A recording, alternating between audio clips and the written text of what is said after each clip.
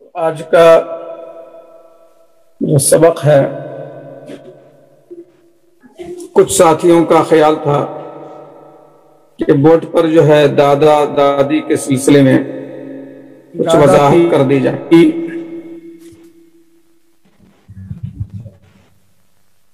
بنیادی 3 صورتیں میت اور جد کے درمیان تمام واسطے مذکر ہوں،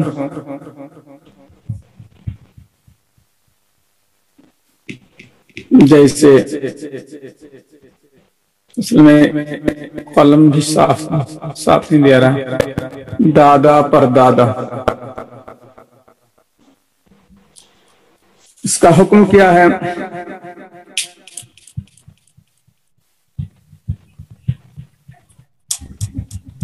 جیسے دادا پر دادا، یہ جد جو ہے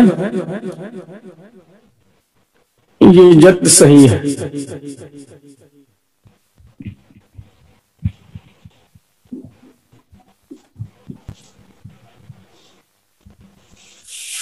اصل میں روشنائی ملی نہیں، اس لیے قلم جو ہے صحیح کام نہیں کر رہا ہے۔ میت اور جد کے درمیان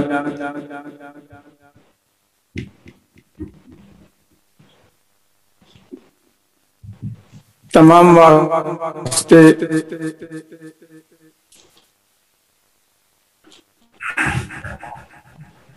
مؤنث کے ہوں، جیسے نانی کا باپ،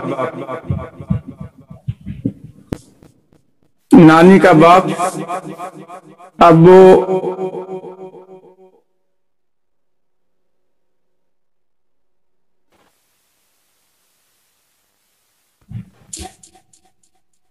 اب یہاں پر دیکھیں، میت اور جد کے درمیان تمام واسطے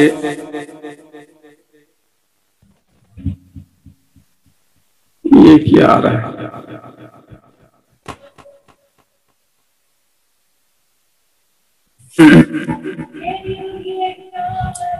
میت اور جد کے درمیان تمام واسطے مؤنث کے ہوں، جیسے نانی کا باپ، ابو ام لکھتے ہیں اس کو، تو یہ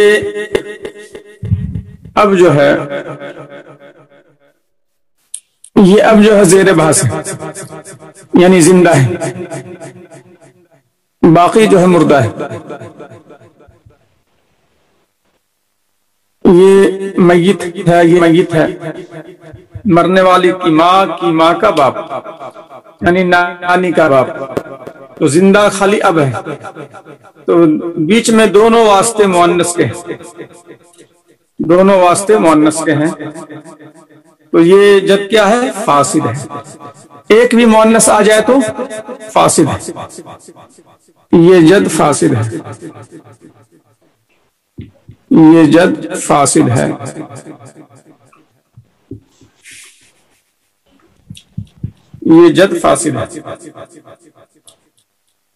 اس کے بعد نمبر 3،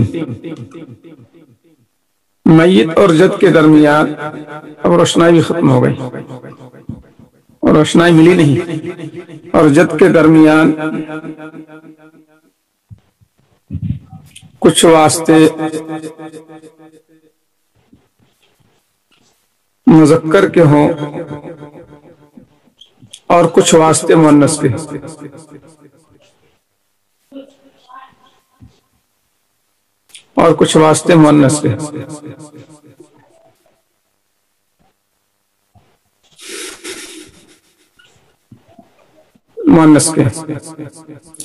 جیسے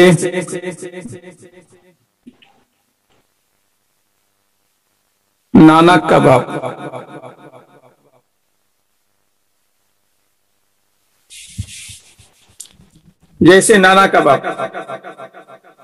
اب اس میں غور کریں، نانا کے عربی میں کیا بولیں گے؟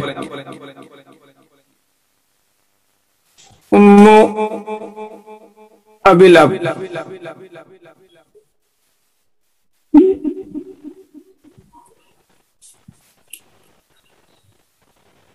میں نے امو کہہ دیا، ابو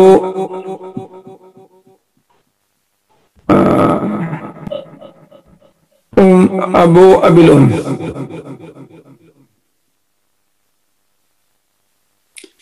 ابو ابی الام، ماں کے باپ کا باپ،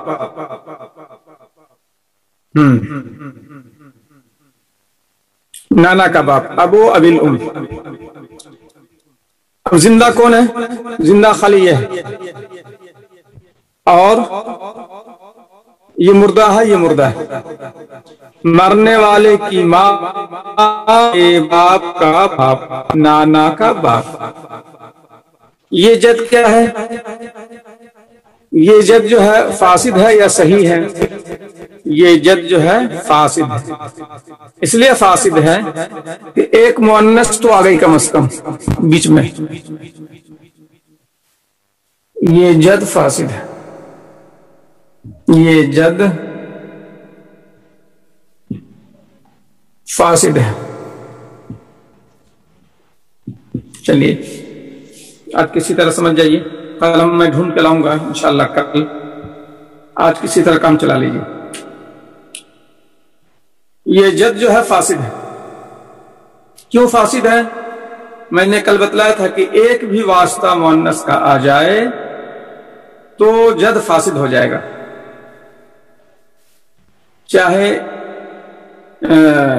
اوپر مذکر ہو، جیسے یہاں ہے واسطے یہ اور یہ ہے، یہ دو واسطے ہیں، یہ ہے زیر بحث، یہ اب درمیانی واسطے، میت کی ماں یہ پہلا واسطہ، میت کی ماں کا باپ دوسرا واسطہ، اور یہ ہے زیر بحث، تو یہ ہے نیچے، یہ ہے اوپر، میت کی ماں کا باپ، نیچے ام ہے، اوپر اب ہے، تو نیچے مؤنث اوپر مذکر۔ لیکن ہمیں یہ دیکھنا ہے جد میں بس مؤنث کہیں بھی آ جائے، اوپر آئے نیچے آئے، بس یہ کہ مؤنث آ جائے تو جد فاسد ہو جائے گا، جد جو ہے فاسد ہو جائے گا۔ اب اگر مذکر جو ہے نیچے ہو اور مؤنث اوپر ہو تو بھی جو ہے جد فاسد ہی ہوگا۔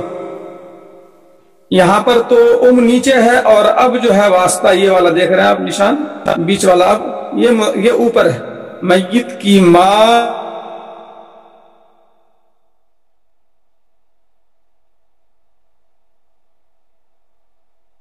باپ ہے، ام الاب یعنی دادی کا باپ یا دادی کا باپ یا دادی کا باپ۔ دادی کے باپ کو کیا لکھیں گے؟ دادی کا باپ ابو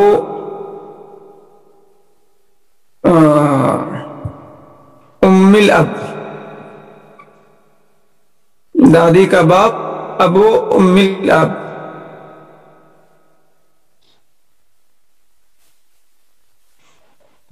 ٹھیک ہے،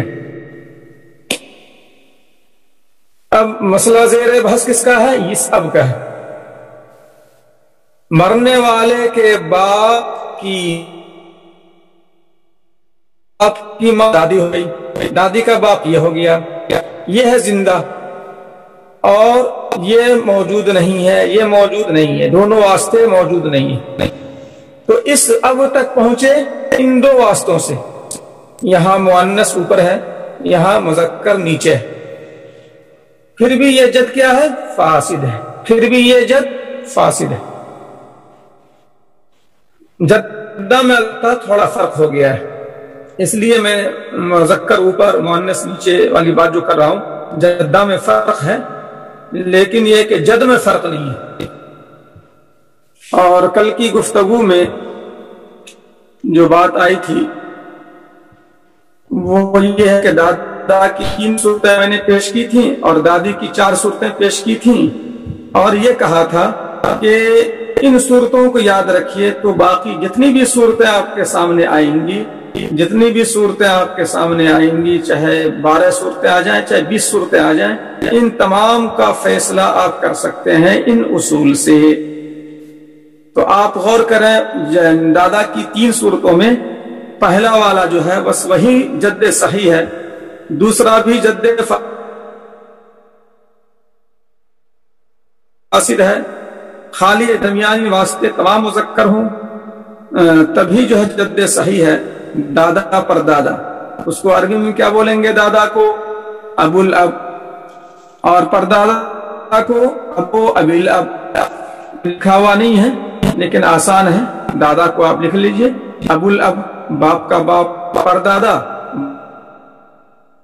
باپ کے باپ، ابو بالاب لکھ لیجئے آپ۔ تو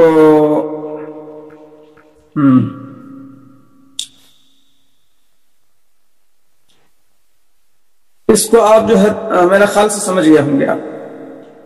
الرحمن الرحیم، احوال الاب، اما الاب فلہ احوال ثلاث۔ بہرحال باپ تو اس کی 3 حالتیں ہیں، یہ سب احوال شروع ہو گئے ہیں، تو اب آپ لوگوں کی ذمہ داری یہ ہے کہ احوال کو رٹ لیجیے آپ، جس طرح سے رٹتے ہیں اس طرح سے زبانی یاد کر لیجئے۔ باپ کی 3 حالتیں ہیں، ماں کی 3 حالتیں ہیں، شوہر کی 2 حالتیں ہیں، بیوی کی 2 حالتیں ہیں، کیا کیا ہیں وہ سب رٹ لیجئے آپ۔ اس کا تعلق زبانی یاد کرنے سے، اس میں زیادہ تفہیم کی بات نہیں ہے، اور گروپ میں جو ہے وہ ڈال دیا گیا ہے، مولانا زبیر صاحب نے ڈال دیا ہے یا کسی نے، تو وہ آپ کے علم میں ہے۔ ان احوال کو یاد کر کے آئیے اور پڑھ کے آئیے تو درس میں سمجھنا اور آسان ہو جائے گا۔ نمبر 1، الفرض المطلق وهو السدس۔ دادا کو فرض مطلق ہے، باپ کو فرض مطلق ہے۔ فرض مطلق کا مطلب مقررہ حصہ۔ باپ کو مقررہ حصہ صرف اور صرف سدس ہے۔ باپ ذوی الفروض کی حیثیت سے سدس سے زیادہ نہیں پاتا ہے، اور اس سے کم بھی نہیں ہے، اس سے زیادہ بھی نہیں ہے، فرض کی حیثیت سے، ورنہ اسبا کی حیثیت سے بچا ہوا پورا لے گا۔ اب سدس جو ہے فرض مطلق کب ہے؟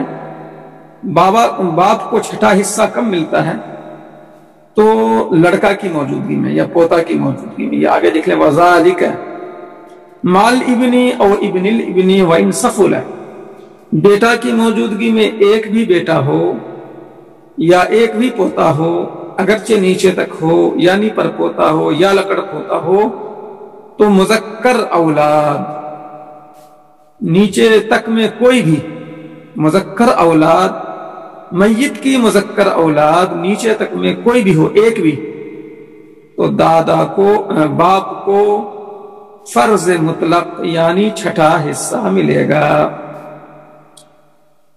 تو میت جب بھی وارثین آئیں آپ کے سامنے اور دیکھا کہ باپ بھی لکھا ہوا ہے وارثین میں، تو فوراً دیکھیے کہ بیٹا یا پوتا یا پرپوتا کوئی ہے کیا مذکر اولاد میں کوئی، اگر ہے تو باپ کو دے دیجئے چھٹا حصہ، سدس لکھ دیجئے آنکھ بند کر کے۔ نمبر 2، والفرض والتعصیب معاً۔ فرض مع تعصیب، یعنی فرض کی حیثیت سے سدس اور اسبابی ہوگا ساتھ ساتھ، یعنی کہ ذوی الفروض سے کچھ بچ جائے تو باپ اسبا ہونے کی حیثیت سے بچا ہوا لے لے گا۔ وَذَلِكَ مَعَ الْإِبْنَةِ أَوْ ابْنَةِ الْإِبْنِ وَإِنْ سَفُلَتْ۔ اور وہ بیٹی یا پوتی کی موجودگی میں اگرچہ نیچے تک ہو، یعنی لکڑ پوتی، سکڑ پوتی، کوئی بھی ہو، مؤنث اولاد، مذکر اولاد نہ ہو، مؤنث اولاد ہو نیچے تک، یعنی کہ بیٹی یا پوتی یا پر پوتی یا لکڑ پوتی یا سب ہو، پوتی بھی ہو बेटी भी हो, पोती भी हो, परपोती भी हो, खुद बेटियों पोतियों परपोतियों को कैसा देंगे वो बात बाद में आएगी। फिल वक्त तो हम ये देख रहे हैं कि औलाद में मुअन्नस औलाद है तो फिर और मुज़क्कर औलाद नहीं है, मुज़क्कर औलाद नहीं है और मुअन्नस औलाद है, तो बाप को फर्ज की हैसियत से छठा तो मिल ही जाएगा। अगर दूसरों को देने के बाद, दूसरे ज़वील फरूज को देने के बाद बच जाए तो बचा हुआ बाप ले लेगा, न बचे तो नहीं मिलेगा बचा हुआ। जब बचा ही नहीं तो क्या लेगा, बस फर्ज ले लेगा। छठा हिस्सा से तो कम का मसला नहीं है, बाप का उससे कम जो है कोई शक्ल नहीं है जिसमें छठा से कम मिले, ऐसी कोई शक्ल नहीं है, तो छठा से तो कम मिलने का सवाल नहीं है। लेकिन उससे ज्यादा जो है असबा की हैसियत से बचा हुआ मिलेगा। अब फर्ज कर लीजिए कि एक बेटा है, एक बेटा छोड़ दीजिए, एक बेटी है और बाप है, एक बेटी है और बाप है, तो बेटी को क्या लिखेंगे वो अभी आप पढ़े नहीं, लेकिन फिल वक्त मिसाल के लिए एक बेटी हो तो निस्फ मिलता है, आधा 50%, और बेटी है बेटा नहीं है तो बाप के नीचे क्या लिखेंगे, फर्ज सुदुस वासबा लिखिए, आप काफी में लिखिए। वारिसीन में एक बेटी और बाप, बेटी और बाप लिख लीजिए वारिसीन में। बेटी के नीचे लिखिए निस्फ, बेटी के नीचे लिखिए निस्फ, बाप के नीचे क्या लिखेंगे, सुदुस वासबा, बाप के नीचे लिखेंगे सुदुस वासबा। अब ये एक मिसाल में दे रहा हूं, मुकम्मल मिसाल बनाने के लिए मुस्तकिल बाब है, ये समझाने के लिए बोल रहा हूं मैं। बेटी के नीचे आपने लिखा निस्फ, अगर 100 रुपया है तो 50 रुपया मिल गया बेटी को निस्फ। अच्छा, बाप को क्या है, छठा हिस्सा है सुदुस वासबा, छठा हिस्सा के एतबार से बाप को मिल गया 17.25 रुपया, छठा हिस्सा 100 रुपये का छठा हिस्सा 17 से जरा सा कम, यानी 16.66, 16 रुपया 66 पैसा, फिर भी बच गया तकरीबन 33 रुपया बच गया। 50 रुपया तो चला गया बेटी को, और सुदुस की हैसियत से मिल गया बाप को छठा हिस्सा यानी 16 रुपया 66 पैसा, और बच गया 33 रुपये के आसपास। ये बचा हुआ कहां जाएगा, तो बचा हुआ बाप को मिल जाएगा असबा की हैसियत से, तो गोया कि 33 रुपया बचा हुआ भी बाप ही लेगा। फर्ज की हैसियत से 17.25 रुपया तो मिल ही गया, फिर 33 और कुछ ये हो गया तो 50 गोया बाप को मिल गया। 50 रुपया बेटी को, 50 रुपया बाप को, लेकिन बाप को यहां 50 रुपया दो हैसियतों से मिलाकर तब 50 हुआ। फर्ज की हैसियत से 16.66 और असबा की हैसियत से 33 पॉइंट कुछ, दोनों मिलाकर 50 रुपए हुए। तो फर्ज व तासीब, फर्ज व तासीब, बाप की दूसरी हालत क्या है, फर्ज मुतलक यानी सुदुस, व तासीब यानी असबा। और ये कब होगा, जबकि बेटी या पोती वगैरह हो, अगरचे नीचे तक हो, तो एक भी मुअन्नस औलाद हो और मुज़क्कर औलाद ना हो तो बाप को सुदुस भी मिलेगा और असबा भी होगा, ये याद रख लीजिए। नंबर 3 वत्तासीबुल महज, असबे महज होगा। नंबर तीसरी हालत बाप की क्या है, असबे महज। असबे महज बाप कब मिलेगा, जब मुज़क्कर व मुअन्नस कोई औलाद ना हो नीचे तक। वज़ालिका इंदा अदमिल वलदी व वलदिल इब्नी व इन सफुला, और ये बेटे वलद, बेटा बेटी, वलद के माने बेटा बेटी, वलद के माने बेटा करना गलत है। वलद जो है जो भी पैदा हुआ, वलदा यलिदु विलादतन, इसके माने पैदा होना। तो वलद के माने जो पैदा हुआ, چاہے بیٹا ہو یا بیٹی ہو. تو عند عدم الولد، اولاد بول دیتے ہیں اردو میں دونوں کو شامل کرنے کے لیے. براہ راست جو اولاد ہے اس کی غیر موجودگی میں، یعنی بیٹا بیٹی کی غیر موجودگی میں، وولد الابن، اور بیٹے کی اولاد یعنی پوتا پوتی کی غیر موجودگی میں، ولد ابن الابن، وہ ان سفلوں میں کی مثال بنے گی بیٹے کے بیٹے کی اولاد اولاد یعنی پوتے کی اولاد. تو بیٹا بیٹی ہو، کیا بولتے ہیں، بیٹا بیٹی نہ ہو، پوتا پوتی نہ ہو، پر پوتا پر پوتی نہ ہو، تو یعنی اولاد ہے ہی نہیں، نہ مذکر نہ مؤنث، تو باپ عصبہ محض ہوگا، باپ عصبہ محض ہوگا. تو آپ کو یاد ہو گیا ہوگا باپ کی 3 حالتیں ہیں. ایک بھی مذکر اولاد ہو میت کو، چاہے اولاد نیچے تک ہو، باپ کو فرض مطلق ملے گا. نمبر 2، باپ کو سدس ملے گا اور عصبہ بھی ہوگا، جبکہ میت کی اولاد میں مذکر اولاد تو نہ ہو لیکن مؤنث اولاد ہو، چاہے بیٹی ہو، چاہے پوتی ہو، چاہے پر پوتی ہو. نمبر 3، باپ کو فرض مطلق ہے، یعنی سدس ملے گا صرف اور صرف، نہیں میں الٹا بول دیا. نمبر 1 پھر سے دیکھ لیجئے. نمبر 1، باپ کو صرف سدس ملے گا جبکہ میت کو کوئی بھی بیٹا ہو یا پوتا ہو نیچے تک. باپ فرض و تعصیب ہے، سدس و تعصیب ہے، فرض و تعصیب ہے، ایک ہی بات ہے. فرض و تعصیب ہے، سدس و تعصیب ہے، جبکہ میت کو مذکر اولاد تو نہ ہو، مؤنث اولاد ہو، چاہے بیٹی ہو، چاہے پوتی ہو، چاہے پر پوتی ہو.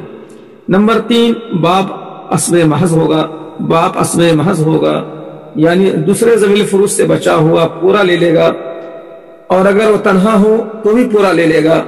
دوسرے ذوی الفروض ہوں تو ذوی الفروض کو دینے کے بعد بچا ہوا پورا لے لے گا. یہ عصبہ محض کا مطلب. اور یہ کب ہوگا؟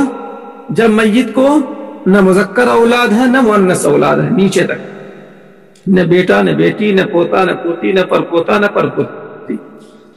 یہ باپ کی بات. الجد الصحیح، احوال الجد الصحیح، جد صحیح کے احوال، یہ میں تھوڑی وضاحت کر دے رہا ہوں، اصل آپ کو یاد کرنا ہے زبانی. والجد الصحیح کالابی، اور دادا یعنی جد صحیح یہ باپ کی طرح ہے سوائے 4 مسئلے کے. وسنذکرها فی مواضع انشاءاللہ، اور اس کو ہم ذکر کریں گے اس کی جگہوں میں اگر اللہ نے چاہا. تو باپ کے 3 احوال، اسی طرح سے دادا کے بھی احوال ہیں. 3 تو ہیں ہی، البتہ ایک کا اضافہ ہو جائے گا تو دادا کے 4 احوال ہیں. دادا کے 4 احوال ہیں، 3 وہی ہیں جو باپ والے ہیں. تو اگر میت کو باپ نہ ہو اور دادا ہو، اگر میت کو باپ نہ ہو اور دادا ہو تو پھر دادا کے احوال ٹھیک وہی ہیں جو پیش کیے گئے باپ کے. پہلے باپ کے بارے میں ذہن میں بٹھا لیجئے کہ باپ نہ ہو اور دادا ہو تو ٹھیک وہی احوال ہے. یعنی میت کو بیٹا پوتا میں سے کوئی ہو تو دادا فرض مطلق 6واں حصہ ملے گا، اور اگر میت کو مذکر اولاد نہ ہو مؤنث اولاد ہو تو دادا فرض مع تعصیب، اور اگر میت کو مذکر و مؤنث اولاد نیچے تک نہ ہو تو دادا فرض مطلق. جو احوال باپ کے آئے وہی احوال دادا کے ہیں. بس یہ ہے کہ ان تینوں شکلوں میں یہ مان کر چلنا پڑے گا کہ باپ موجود نہیں ہے، باپ موجود نہیں ہے، تب یہ احوال ہے. اگر باپ موجود ہو اور دادا بھی ہو تو پھر دادا کی یہی 4تھی حالت بن جائے گی.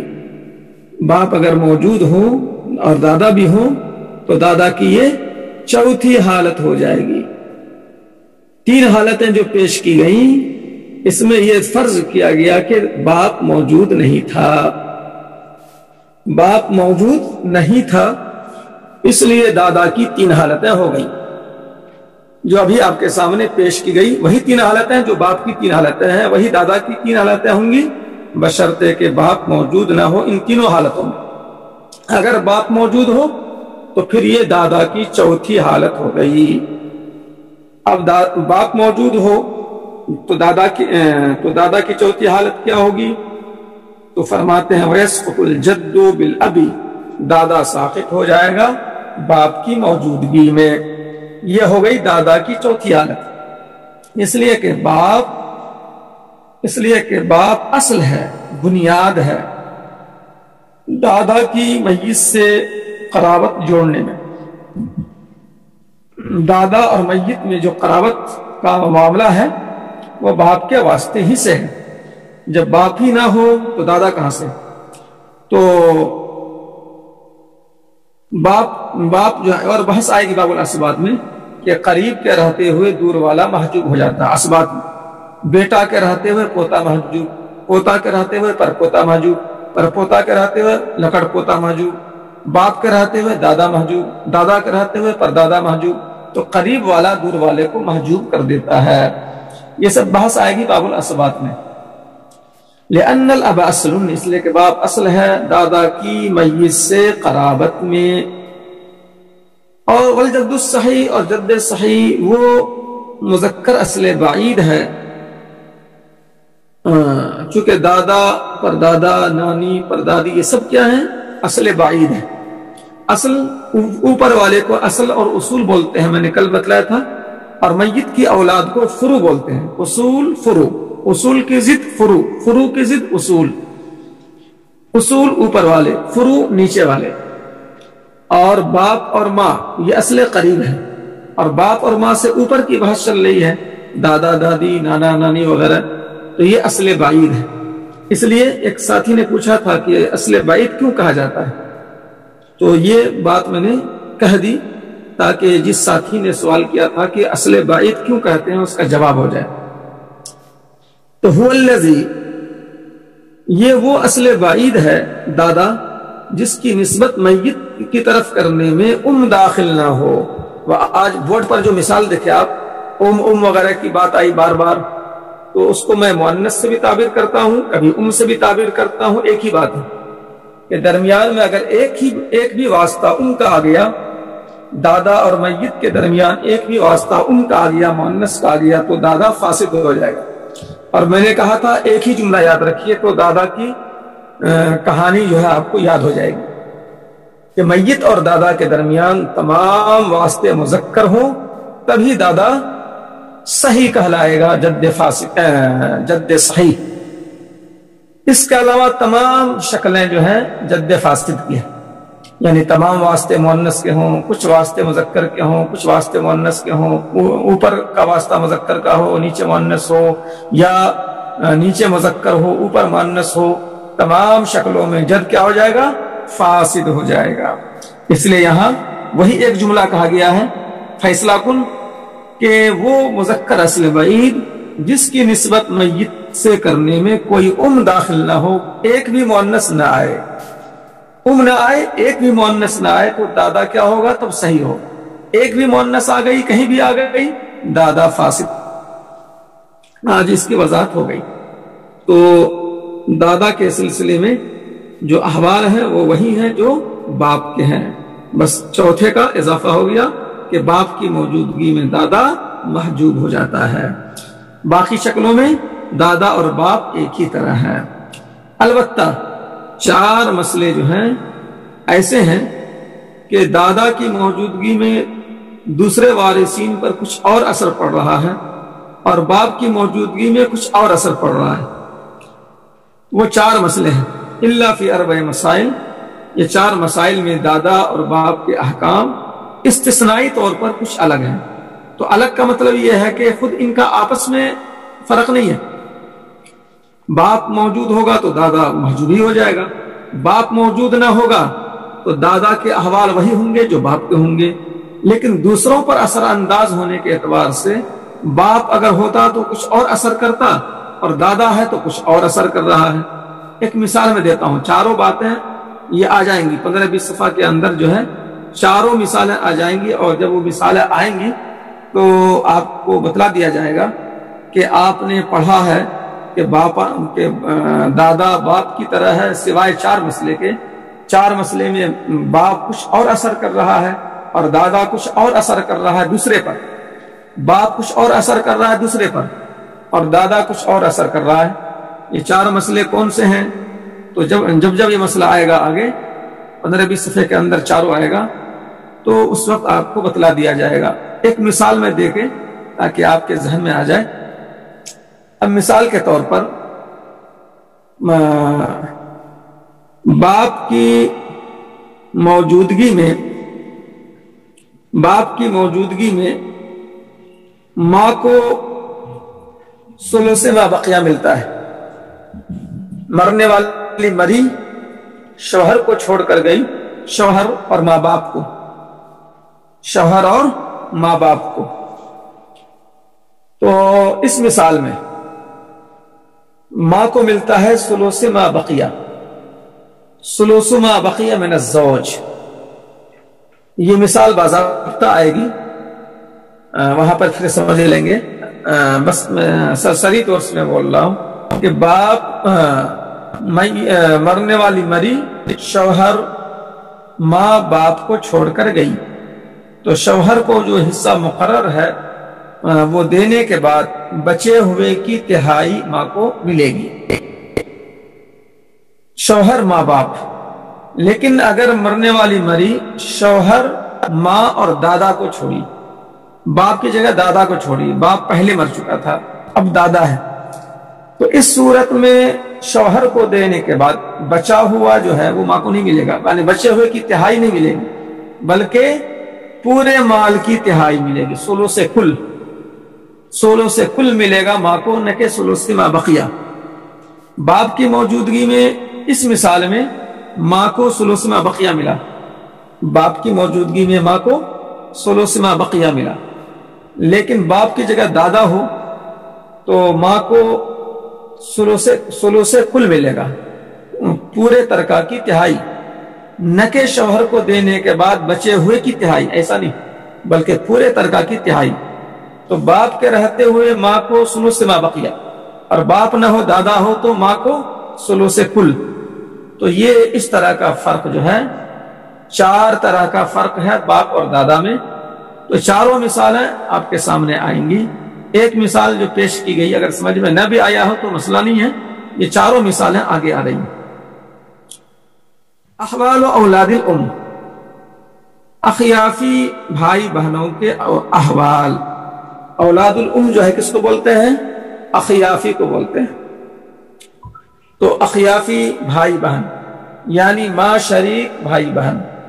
ماں شریک کا مطلب میت کی ماں اور اس بھائی یا بہن کی ماں ایک ہے،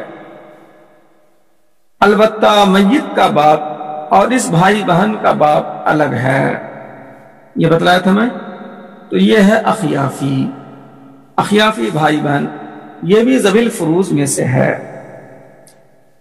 اب اخیافی کے بارے میں آپ احوال جو ہے آپ کے گروپ میں آ چکا ہے، دیکھیں آپ اخیافی کے 3 احوال ہیں، اور اس میں خاص طور پر اخیافی بھائی بہن جو محجوب ہوتے ہیں اس کو اچھی طرح ذہن میں بیٹھانا ہے کہ کب یہ محجوب ہو جاتے ہیں، کیونکہ محجوب ہونے کی بہت ساری شکلیں ہیں اس کی۔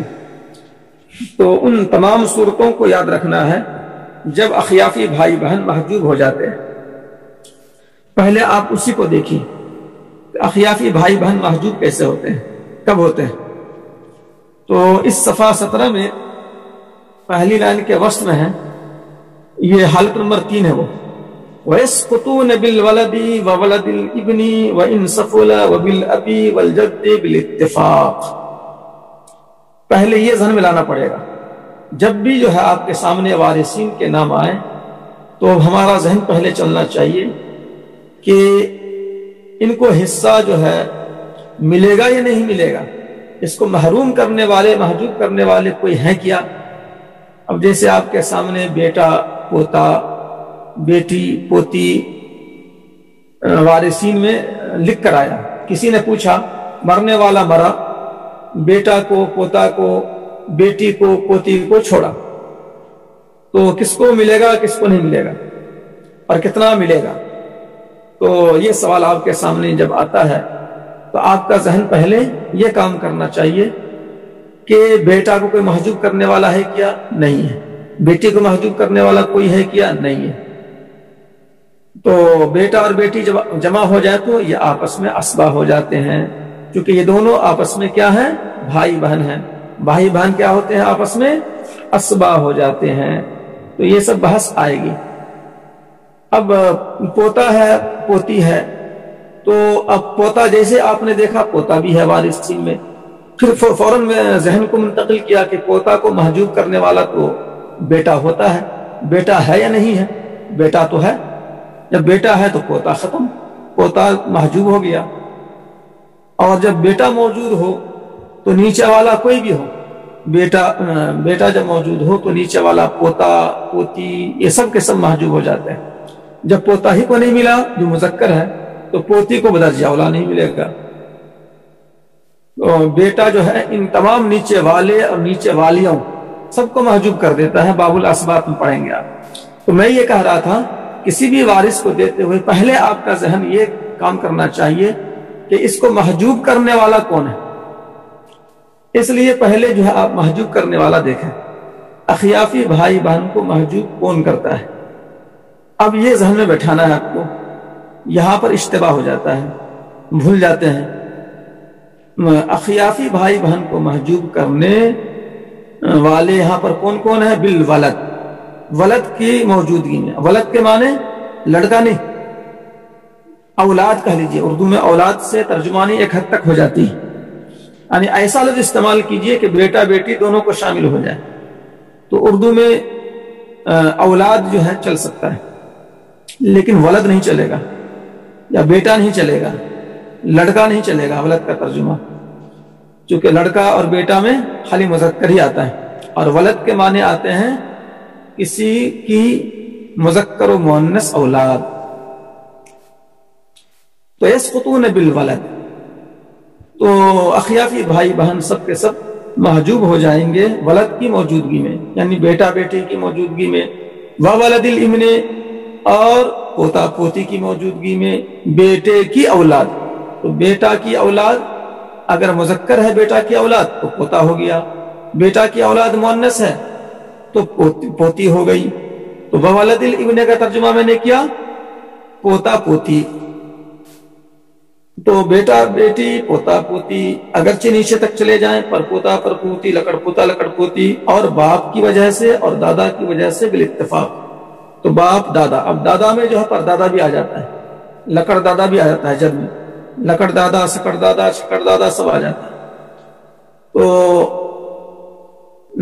اولاد مذکر و مؤنث نیچے تک، اور اصول اوپر تک، یعنی باپ دادا پر دادا، ان سب میں کوئی بھی ایک ہو تو اخیافی بھائی بہن محجوب ہو جاتے ہیں۔ اب اس کو آسان تعبیر میں یہ کہہ سکتے ہیں کہ میت کی فروع مذکر و مؤنث اور اصول مذکر میں سے کوئی ہو، میت کی فروع مذکر و مؤنث میں سے، میت کی فروع مذکر و مؤنث اور اصول مذکر میں سے کوئی بھی ہو، اخیافی بھائی بہن محجوب۔ اس جملے کو اگر آپ لکھ لیں تو آپ کو بعد میں کام آئے گا۔ میت کی فروع مذکر و مؤنث اور اصول مذکر میں سے کوئی ہو تو اخیافی بھائی بہن محجوب۔ یہ میں نے سمیٹا ایک جملے میں، یعنی بالولدی وولد الابنی وان سفل وبالابی والجدی بالاتفاق، ان تمام کو یہ جملہ میرا محیط ہے۔ اب فروع مذکر و مؤنث میں بیٹا بیٹی پوتا پوتی پر پوتا پر پوتی سب آ گئے، اور اصول مذکر میں باپ دادا پر دادا یہ سب آ گئے۔ اصول مؤنث کو میں نے ذکر نہیں کیا، یعنی اصول مؤنث کا مطلب دادی نانی پر دادی پر نانی، یہ سب محجوب نہیں کرتے ہیں۔ دادی پر دادی، نانی پر نانی، یہ سب محجوب نہیں کرتی ہیں۔ محجوب کون کرتا ہے؟ دادا پر دادا۔ اس لیے میں نے جملہ کہا میت کے فروع مذکر و مؤنث اور اصول مذکر میں سے کوئی ہو تو اخیافی بھائی بہن محجوب ہو جائیں گے۔ ये जुमला याद रखिए, आप लिख लीजिए। तो ये हालत नंबर 3 थी। अब अगर ये महजूब करने वाले नहीं हैं, न बेटा बेटी, न पोता पोती, न परपोता परपोती, न बाप दादा परदादा, कोई नहीं है, महजूब करने वाला कोई नहीं है। अब जो है अखियाफी को मिलेगा। अगर एक है, एक अखियाफी भाई है या एक अखियाफी बहन है तो उसको छठा हिस्सा मिल जाएगा। अम्मा औलादिल उम्मी, बहरहाल अखियाफी के लिए, अखियाफी भाई बहन के लिए, औलाद के माने तो जाहिर औलाद के आते हैं, तो इसको हम इसका माना भाई बहन क्यों कर रहे हैं? तो ये की औलाद है, माँ की औलाद। अखियाफी को, अखियाफी भाई बहन को क्या कहते हैं अरबी में? औलादुल उम, माँ की औलाद। यानी माँ मुश्तरक है, बाप अलग अलग है, तो जो मुश्तरक है उसकी तरफ निस्बत की गई, माँ की तरफ निस्बत की गई औलाद की, माँ की औलाद यानी भाई बहन। तो औलाद में मुज़क्कर और मुअन्नस दोनों आती है, इसलिए माँ की औलाद, माँ के बच्चे, तो माँ के बच्चे भाई बहन ही होंगे। तो अम्मा औलादिल उम, बहरहाल औलाद उम यानी अखियाफी भाई बहन के तो 3 हालतें हैं। अस्सुदुसु लिल वाहिद, एक हो तो छठा हिस्सा मिलेगा, और 2 या 2 से ज्यादा हो तो तिहाई हिस्सा मिलेगा। तो अब आपको ये याद रखना है कि अखियाफी को अगर मिलता है तो या तो सुदुस मिलता है या सुलुस मिलता है, इससे हटकर कोई तीसरा नहीं मिलता है। ये जुमला भी आप ध्यान में रखें। अखियाफी भाई बहन के अहवाल में 2 जुमले बहुत ही बुनियादी हैं, क्योंकि इसमें जो है भूल चुक हो जाती है, आमतौर पर आपको भूल चुक होगी आइंदा जब आप मसले बनाएंगे। तो 2 जुमले बहुत बुनियादी हैं कि अखियाफी को महजूब करने वाली जो शक्ल है, फुरूए मुज़क्कर मुअन्नस और उसूल मुज़क्कर में से कोई हो तो अखियाफी भाई बहन महजूब। अगर ये सब महजूब करने वाले ना हो तो फिर अखियाफी को 2 में से कोई एक फर्ज मिलेगा, सुदुस से कम नहीं और सुलुस से ज्यादा नहीं, छठा हिस्सा से कम नहीं मिलेगा अखियाफी को, और 1/3 से ज्यादा नहीं मिलेगा अखियाफी को। यह याद रखना है। न रुबू मिलेगा, न खुमुस मिलेगा, न सुमुन मिलेगा, न निस्फ मिलेगा, न सुलुसान मिलेगा। मिलेगा तो सुदुस छठा हिस्सा, या मिलेगा तो सुलुस तिहाई हिस्सा। छठा हिस्सा 1 होने में और तिहाई हिस्सा 2 या 2 से ज्यादा होने में। बाकी महजूब करने वाली शक्ल पहले जहन में रखनी पड़ेगी अखियाफी को देते हुए। अखियाफी भाई 1 हो तो भी छठा हिस्सा, अखियाफी बहन 1 हो तो भी छठा हिस्सा। यहां मुज़क्कर और मुअन्नस का फर्क नहीं है। ये जो आप पढ़े होंगे लिज़्ज़करि मिस्लु हज़्ज़िल उन्सयैन, मुज़क्कर को 2 मुअन्नस के बराबर मिलता है, ये उसूल अखियाफी के अलावा के लिए। आईनी भाई बहन, अल्लाती भाई बहन, उन सब के लिए है। या मैयत का बेटा, मैयत की बेटी है तो बेटा बेटी भी आपस में भाई बहन है। तो बेटा बेटी जो आपस में भाई बहन है तो बेटा को डबल और बेटी को सिंगल। लिज़्ज़करि मिस्लु हज़्ज़िल उन्सयैन का उसूल चलता है, लेकिन ये वाली शक्ल ऐसी अखियाफी की यहां लिज़्ज़करि मिस्लु हज़्ज़िल उन्सयैन का उसूल नहीं चलता है। बेटा 1 हो तो भी छठा हिस्सा, बेटा बोल रहा हूं मैं, अखियाफी भाई 1 हो तो भी छठा हिस्सा मिलेगा, अखियाफी बहन हो 1 तो भी छठा हिस्सा। और अगर अखियाफी 2 हो, अखियाफी 2 हो तो तिहाई हिस्सा मिलेगा। अब अखियाफी 2 हैं तो 2 का मतलब 2 अखियाफी भाई या 2 अखियाफी बहन या 1 अखियाफी भाई 1 अखियाफी बहन। ये भी 2 वाला है मसला। ये अखियाफी भाई बहन 2 हो, इसकी तीनों शक्लें आ जाएंगी, यानी 2 अखियाफी भाई है या 2 अखियाफी बहन है या 1 अखियाफी भाई है और 1 अखियाफी बहन, ये सब इसमें आ जाएगा। वस्सुलुसु लिल इस्नैन, वस्सुलुसु लिल इस्नैन, और 2 अखियाफी के लिए तिहाई हिस्सा है। 2 अखियाफी समझिए आप, दोनों अखियाफी भाई हैं, दोनों अखियाफी बहन हैं, 1 भाई 1 बहन है, ये सब जो है लिल इस्नैन में आ गया। तो 2 या 2 से ज्यादा हो अखियाफी, उसको तिहाई हिस्सा मिल जाएगा। अब जब 2 के लिए तिहाई हिस्सा है तो अगर 3 हो 4 ہوں 5 ہوں تو بدرجہ اولا اس کے لیے اس سے کم نہیں ہے، اور میں نے کہا کہ زیادہ بھی نہیں، اور جب 2 سے زیادہ ہو تو ثلث ہی ہے، 2 سے زیادہ ہو تو ثلث ہی ہے، اس سے ہٹ کر نہیں ہے۔ 1 ہو تب ثلث ہے، 2 سے زیادہ ہو، 50 بھی اخیافی بھائی بہنوں تو بھی ثلث ہی ملے گا، پورے مال کا تہائی حصہ ملے گا۔ اب اگر تہائی حصہ جو ہے، تہائی حصہ میں اگر تہائی حصہ میں اگر ایک گھر آیا، اور بھی گھر تھے اور بھی جائیداد تھی جو دوسروں کو مل گئی، 1/3 حصہ میں گھر آیا، 4-5 اخیافی بھائی بہن ہیں، کچھ بھائی کچھ بہن ہیں، یہ سب کے سب برابر برابر بانٹیں گے۔ اب جائیداد بہت ساری تھی، ہر ایک کو دیتے دیتے دیتے بچ گیا ایک گھر، وہ گھر جو آیا کس کو؟ 1/3 میں ایک گھر آیا، 1/3 میں جب ایک گھر آیا اس کو اخیافی میں بانٹنے لگے، تو کیسے بانٹیں گے؟ تمام اخیافی بھائی بہنوں کو برابر سرابر دیں گے، للذکر مثل حظ الانثیین کا اصول نہیں یہاں چلے گا۔ اسی لیے آگے فرماتے ہیں ذکورہم و اناثہم فی القسمۃ والاستحقاق، مذکر و مؤنث تقسیم میں اور استحقاق میں برابر ہیں۔ اب اگر ٹوٹل ترکہ 3 لاکھ کا تھا، ٹوٹل ترکہ 3 لاکھ کا تھا، تو 1/3 جو ہے 1 لاکھ ہوا، 3 لاکھ کی تہائی 3 لاکھ کی تہائی 1 لاکھ، 1 لاکھ جو ہے اخیافی بھائی بہنوں کو ملیں گے۔ اب اگر 5 اخیافی بھائی بہن، کچھ بھائی کچھ بہن، تو سب کو 5 اخیافی بھائی بہن میں ہر ایک کو کتنا مل جائے گا؟ جو 1 لاکھ روپیہ ادھر آیا ہے اخیافی کی طرف، ٹوٹل ترکہ 3 لاکھ، تہائی 1 لاکھ، 1 لاکھ آیا اخیافی کی طرف، اخیافی کتنے ہیں؟ 5، جس میں بھائی بھی ہیں کچھ بہن بھی ہے، سب کو مل جائے گا 20 لاکھ 20 لاکھ 20 لاکھ 20 لاکھ 20 لاکھ، چاہے 4 بہن ہو اور 1 بھائی، یا 4 بھائی ہو 1 بہن، جتنے بھائی بہن ہو سب کو برابر سرابر ملے گا، سنگل ڈبل کا یہاں مسئلہ نہیں ہے۔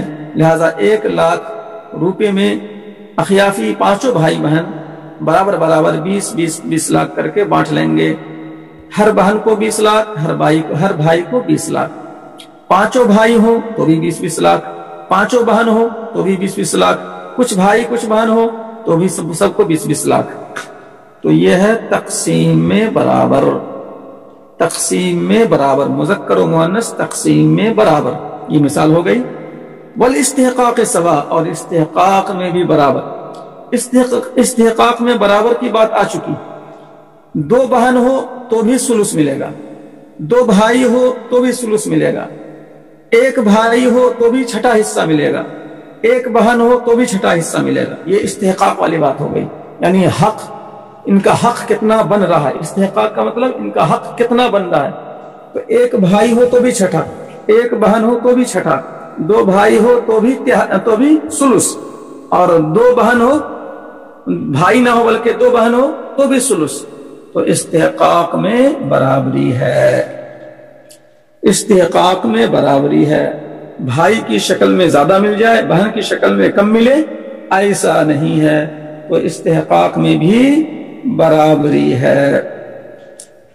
تو یہ بات ہو گئی۔ اب مذکر کے احوال میں 3 تو ہو گئے، باپ دادا اخیافی، 4 ہی ہیں ذوی الفروض مذکر میں، اور 8 ہیں مؤنث میں، ٹوٹل ذوی الفروض کتنے ہیں؟ 12 ہیں۔ تو شوہر کے واما للزوج فحالتان، بہرحال شوہر اس کی 2 حالتیں ہیں،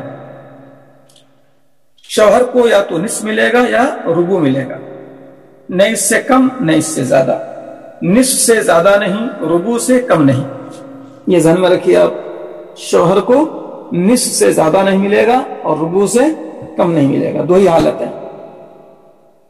اب نصف کا ملے گا عند عدم الولدی، اولاد کی غیر موجودگی میں، اور اولاد سے مراد بیٹا بیٹی، وولد الابن، बेटे की और बेटे की औलाद की गैर मौजूदगी में। बेटे की औलाद से मुराद पोता पोती, व इन सफुला अगरचे नीचे तक हो, यानी परपोता परपोती, लकड़ पोता लकड़ पोती। तो इसको हम एक जुमला में यूं बोल देंगे कि फुरूए मुज़क्कर व मुअन्नस की गैर मौजूदगी में शौहर को आधा मिल जाएगा। ये एक जुमला बैठा लीजिए, जहन में लिख लीजिए, इशारा लिख लीजिए कापी पर, तो इस जुमले से आपका मसला हल हो जाएगा। फुरूए मुज़क्कर व मुअन्नस की गैर मौजूदगी में शौहर को आधा हिस्सा मिलेगा।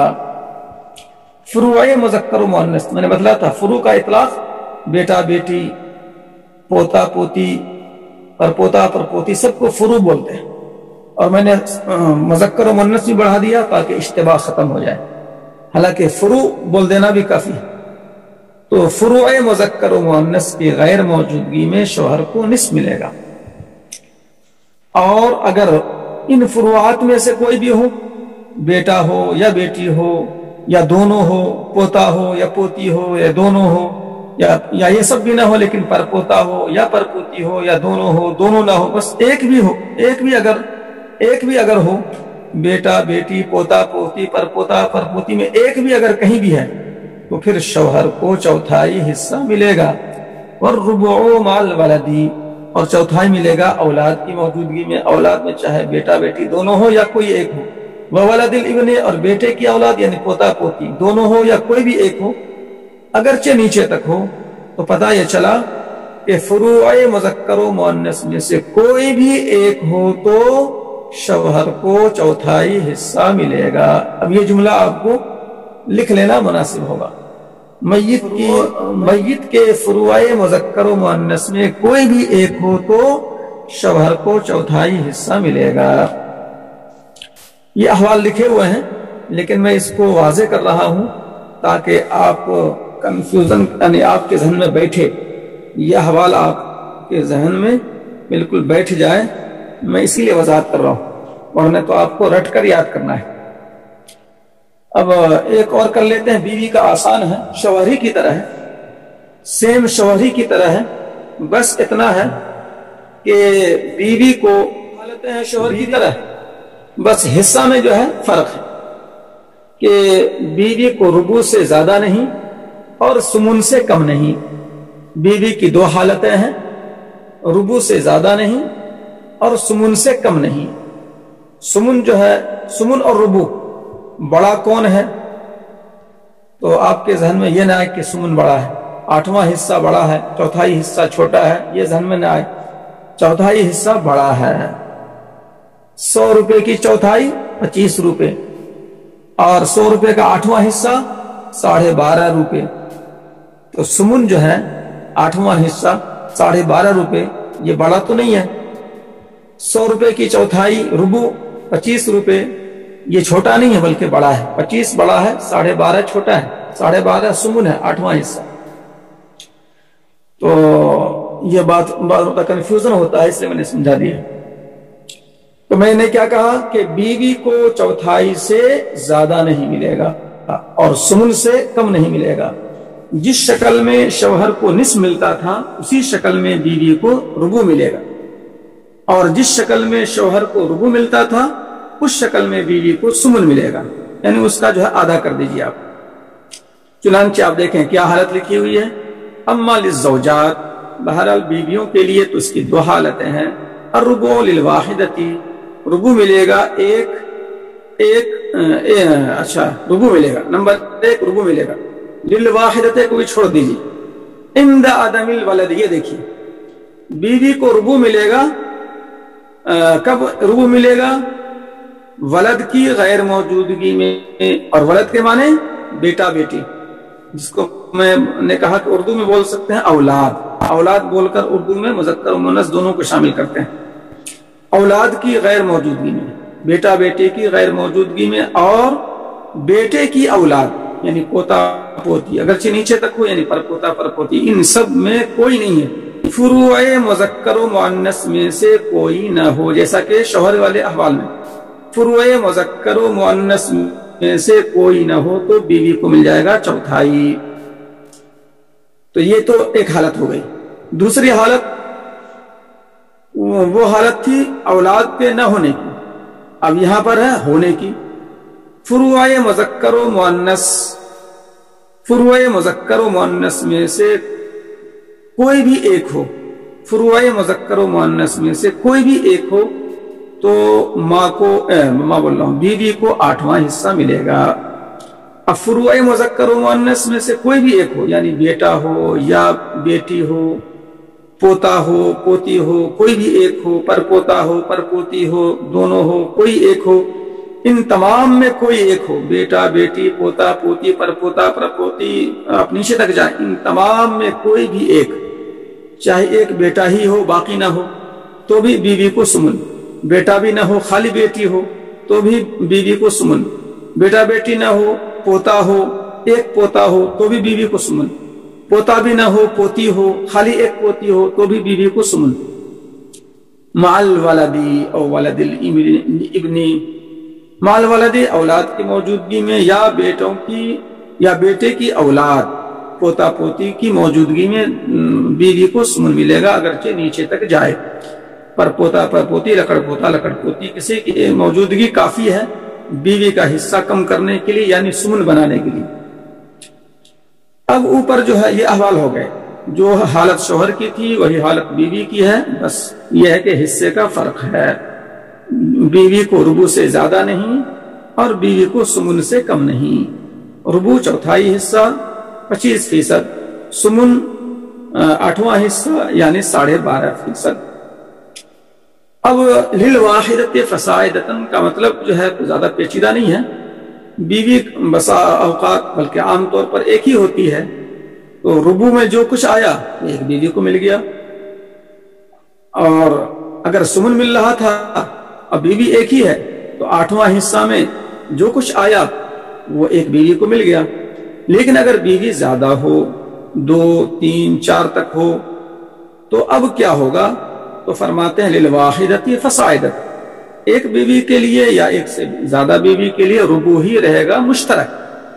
تو مشترک جو ہے یہ لفظ بڑھا دیجیے آپ، بیوی اگر ایک سے زائد ہو تو بیویوں کا حصہ جو ہے پورے ترکے کا ربع ہے. اب جیسے کہ 100 روپیہ تھا میت کو اور بیوی کو مل رہا ہے ربع، تو ربع کا مطلب 25 روپیہ.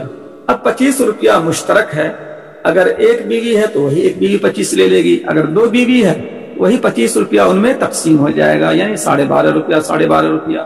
اگر 3 بیوی ہے تو 8 روپیہ کچھ پیسہ کر کے مل جائے گا تینوں کو، 8 روپیہ کچھ پیسہ اس کو، 8 یا 24 1 روپیہ بچا، یعنی 8 روپیہ 33 پیسے، پھر بھی 1 روپیہ بچ جائے گا. تو 100 کی تہائی کرنا مشکل ہوتا ہے. تو 25 روپیہ جو ہوا ہے چوتھائی، 100 روپیہ ترکہ تھا، 100 روپیہ ترکہ تھا، بیوی کو ملا چوتھائی حصہ. تو اب چوتھائی میں جو 25 روپیہ آیا تو ایک بیوی ہے وہ 25 روپیہ لے لے گی، 2 بیوی ہے تو 25 روپیہ بٹ جائے گا، یعنی اسی ایک چوتھائی میں بانٹیں گی. ہر ایک کو الگ سے چوتھائی نہیں دیں گے. یہاں کنفیوژن تھوڑا لوگوں کو ہوتا ہے، اس لیے آپ اس کنفیوژن میں مبتلا مت ہوئیے. ہر بیوی کو الگ سے چوتھائی نہیں، بلکہ چوتھائی تمام کے لیے مشترکہ ہے. ربع مشترک بولیں گے. پھر 3 بیوی ہو تو وہی ربع مشترک ہو جائے گا، 4 بیوی ہو تو وہی ربع مشترک ہو جائے گا.